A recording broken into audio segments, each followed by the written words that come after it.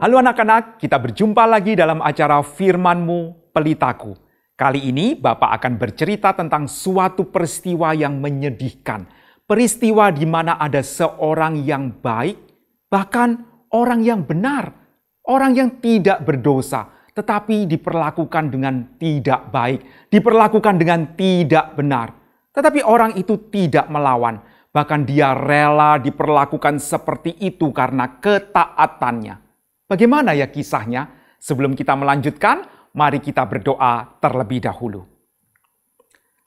Bapa Allah yang bertahta di dalam kerajaan surga, kembali kami datang ke hadirat-Mu. Kami memohon kiranya Engkau boleh menuntun setiap kami untuk boleh mengerti akan firman Tuhan yang akan kami renungkan pada kesempatan kali ini. Pimpinlah setiap kami ya Bapa. Terima kasih. Di dalam nama Tuhan Yesus Kristus kami sudah berdoa.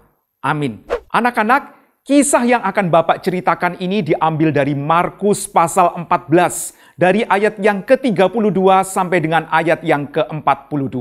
Alkitab mencatat bahwa Tuhan Yesus tidak pernah berdosa sekalipun. Semua manusia pasti pernah berdosa. Siapapun juga dia. Bahkan Alkitab juga menyebutkan tokoh-tokoh rohani yang besar seperti Abraham, Musa, Daud, semua mereka pernah berdosa. Alkitab tidak pernah menyembunyikan dosa seseorang. Alkitab akan menyatakan dengan terus terang, jika seseorang berdosa, jika seseorang bersalah, pasti akan dinyatakan bersalah. Tetapi tentang Tuhan Yesus, Alkitab menyatakan bahwa Dia sempurna, suci, dan kudus. Bahkan bukan itu saja, Alkitab juga mencatat bahwa Tuhan Yesus melakukan berbagai hal, kebaikan demi kebaikan, pertolongan demi pertolongan kepada banyak orang. Tuhan Yesus menyembuhkan banyak orang dari sakitnya.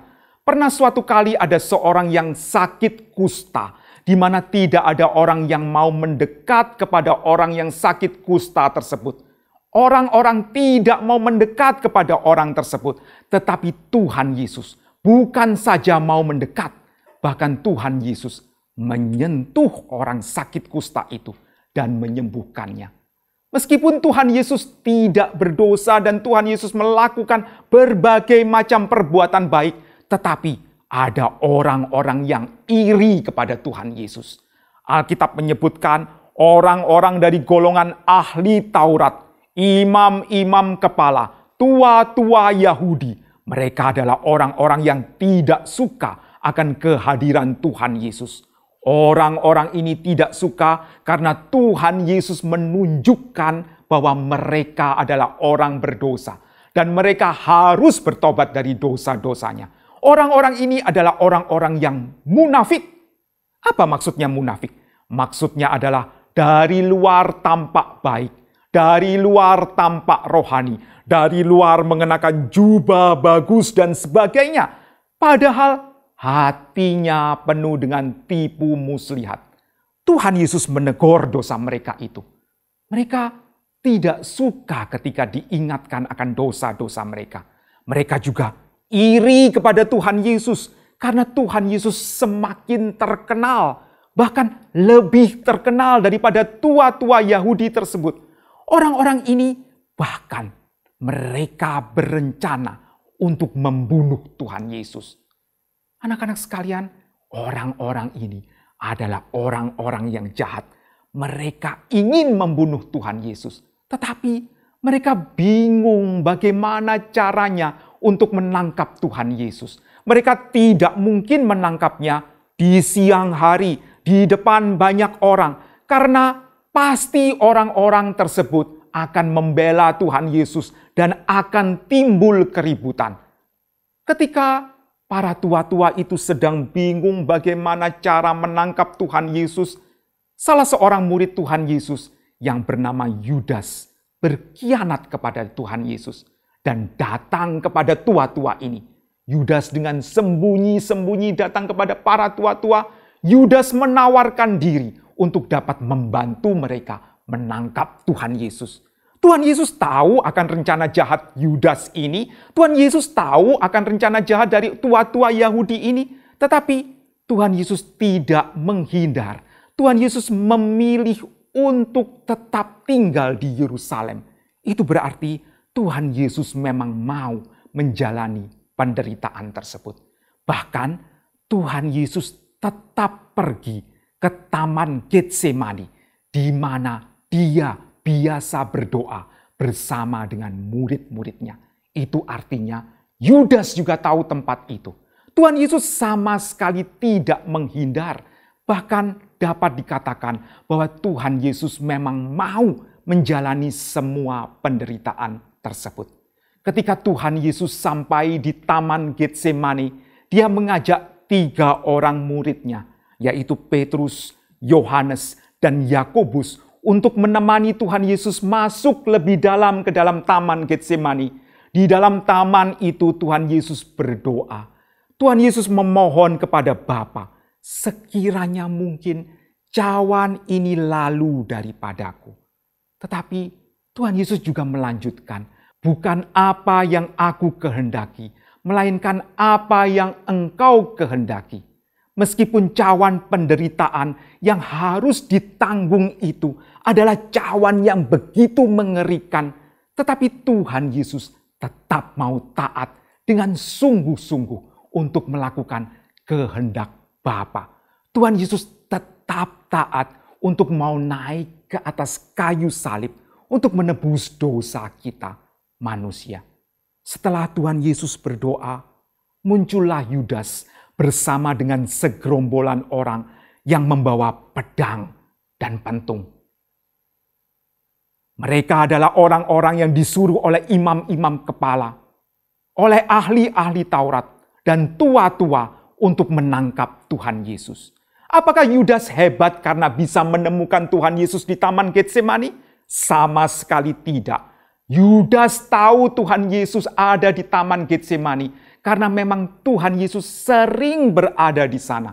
Bahkan secara rutin mengajak murid-muridnya, termasuk Yudas, untuk datang ke Taman Getsemani untuk berdoa. Saat itu pun Tuhan Yesus sudah tahu bahwa Yudas berkhianat kepadanya. Tetapi Tuhan Yesus dengan rela tetap pergi ke Taman Getsemani untuk Yudas dapat menangkap dia di sana. Jadi peristiwa penangkapan Tuhan Yesus di Taman Getsemani bukanlah kehebatan Yudas. Tetapi memang Tuhan Yesus mau menerima segala penderitaan tersebut. Mau naik ke atas kayu salib untuk menebus dosa kita.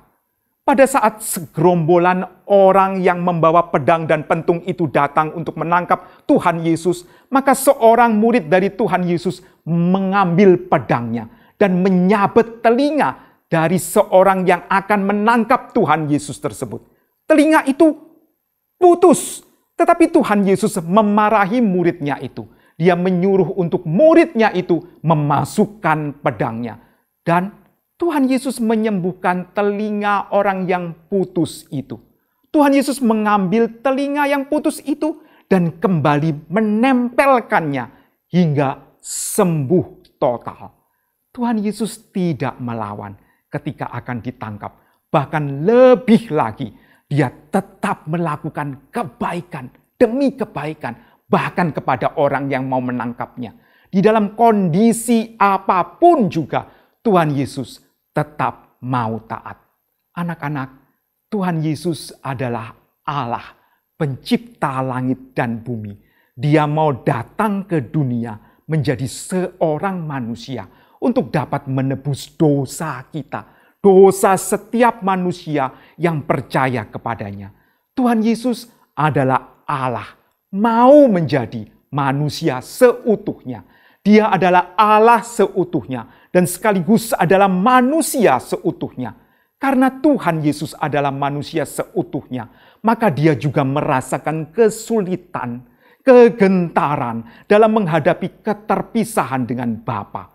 Di dalam Taman Getsemani, dia berdoa memohon kepada Bapa jikalau mungkin untuk cawan itu lalu daripadanya. Tetapi bukan kehendaknya yang jadi, tetapi kehendak Bapa yang jadi. Tuhan Yesus mau taat dengan sungguh untuk melakukan kehendak Bapa. Dia mau taat untuk engkau anak-anak dan saya bisa ditebus.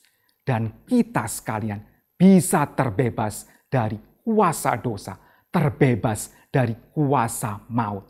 Tuhan Yesus menebus kita agar kita semua juga bisa taat kepada Bapa dan melakukan kehendak Bapa di surga.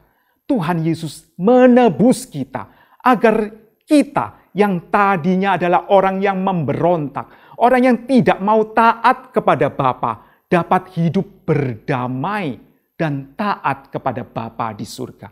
Tuhan Yesus bukan sekedar memberikan teladan ketaatan kepada kita, tetapi Tuhan Yesus telah mati di atas kayu salib untuk membuat kita bisa taat kepada Tuhan.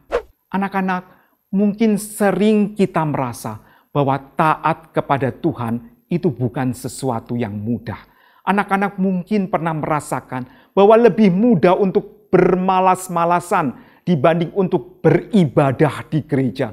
Lebih mudah untuk tidur dibandingkan membaca Alkitab. Lebih mudah untuk bermain-main dibandingkan berdoa.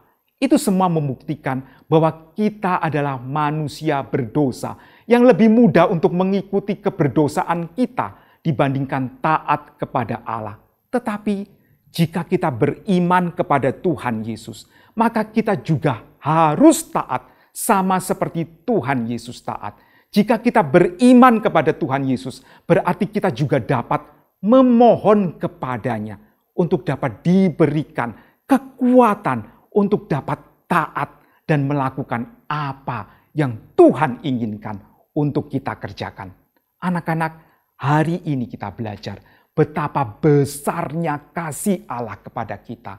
Sehingga Tuhan Yesus mau mati bagi kita orang berdosa ini. Supaya kita bisa taat kepadanya. Supaya kita bisa melakukan kehendaknya. Anak-anak, hari ini Bapak mengajak setiap kita untuk beriman kepada Tuhan Yesus. Dan Bapak juga mengajak setiap kita untuk taat kepadanya, melakukan kehendaknya. Mari kita berdoa.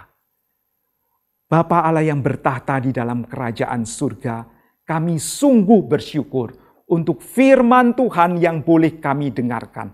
Pimpinlah kami Bapa untuk boleh beriman kepadamu dan untuk boleh taat kepadamu. Pimpinlah setiap kami, meskipun kami kecil, untuk kami boleh sungguh-sungguh beriman dan taat kepadamu. Terima kasih Bapa, di dalam nama Tuhan Yesus Kristus kami sudah berdoa. Amin. Sampai jumpa anak-anak.